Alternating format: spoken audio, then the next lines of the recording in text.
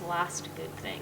It's beautiful, it's unspoiled, it's the place where most people make their living, but it's also a place that everybody, they just look out there and you'd say, oh, isn't that beautiful? And that never goes away, not for a single person who lives there. It's so much bigger than any of us. I'm Marika Finley. I'm Karen Cope. One of the things that's very important in this community is that there's a long, long, long tradition of seafaring. People know about the sea, they know how to survive on the sea. They can tell you stories about where their fathers and grandfathers and occasionally mothers and sisters went on the sea.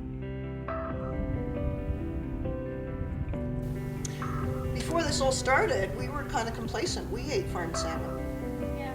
We had no idea what was involved in this industry. And I'll never eat another bite of it.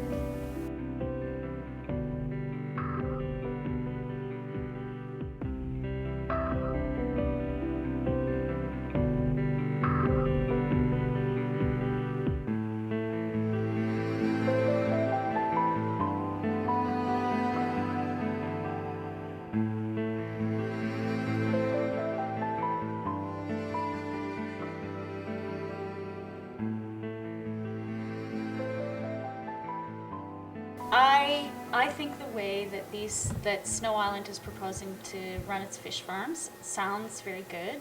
I wish them luck. I do not believe they have any chance over the long haul of actually being able to do what they want to do.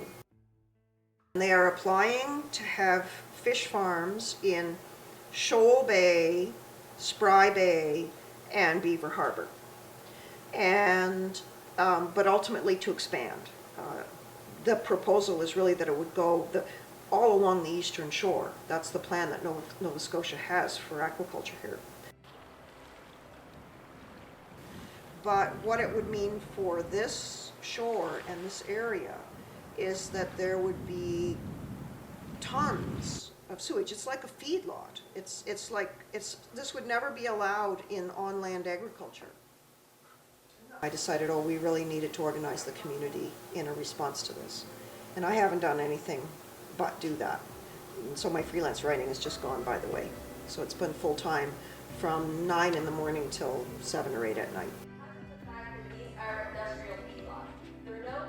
This was a meeting that we organized with some other people in the community to make a forum for people who had not gotten a hearing at the official public consultation for these 3 licenses.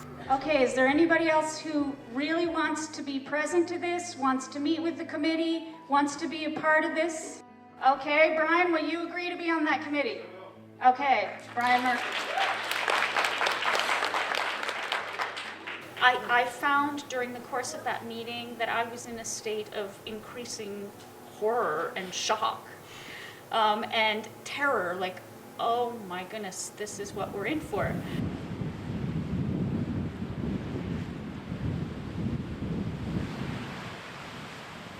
No matter what you do, there is opposition.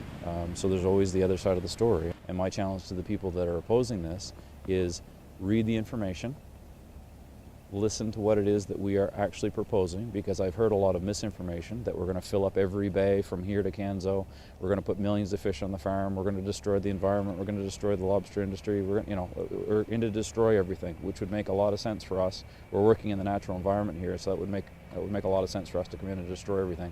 We haven't destroyed over the past 4 years, so why would we start now? But our model is different from other models in such that we stock our fish much lower, at lower densities than the typical model.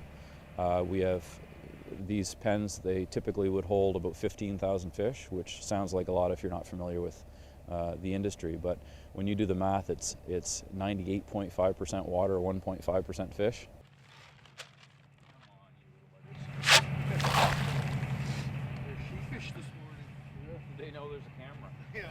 The reason that we chose the Eastern Shore, we came down here in 2008 and stocked fish, and essentially what this area offers is an area that is new territory. There really has been no salmon farming development that's gone on down here. I don't think it's fair to paint everyone with the same brush, no more than I would try to paint the fishermen with the same brush.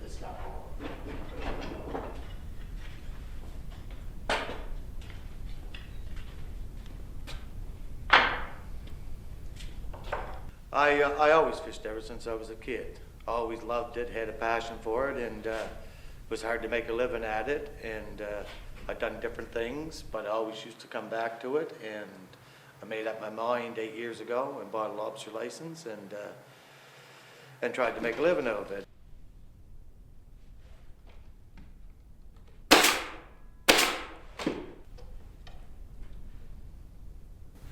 You get out here building traps and you just wonder if these are the last traps you're going to be building, if you know, how much the future lies for us, for our kids and whoever go take over this.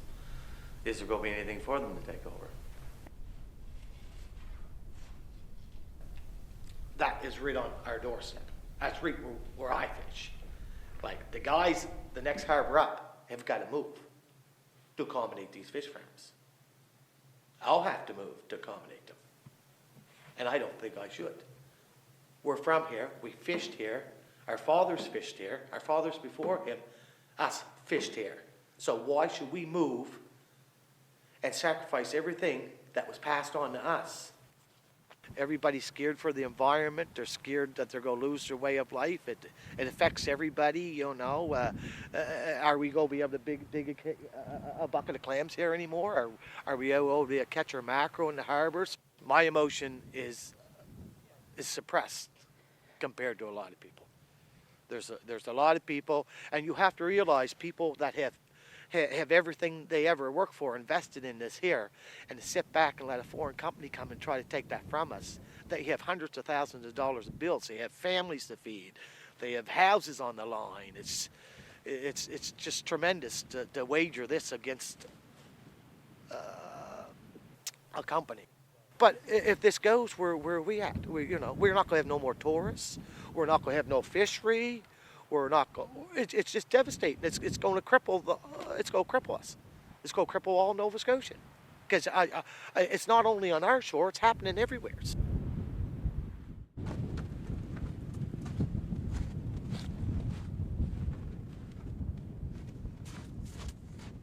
I will not live on a shore fouled by fish excrement.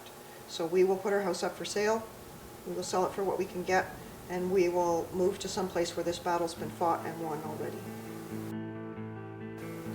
The government of Nova Scotia is, of course it's desperate to get rural jobs. And this happens all across the country. Rural Canada's hollowing out, and people are moving to urban Canada. So what do you do about that? Coming down to this area and seeing what we do, like most things in life, taking the time to understand who it is that works on the farm, what it is that we do here, how it works, they would understand that we don't have the kind of impact that they think that we do. We're simply putting a model together that will be a net benefit to the area. At the end of the day, I'd like to look back 5 years from now and be a net benefit to obviously the area with respect to jobs, but even tourism. We're fighting this really because it's a way of life that's in danger. It's a way people earn their living that's in danger. I would be so sad for the inhabitants of the Eastern Shore to lose their last great thing, because this is a great coast, and it's one of the greatest coasts in the world.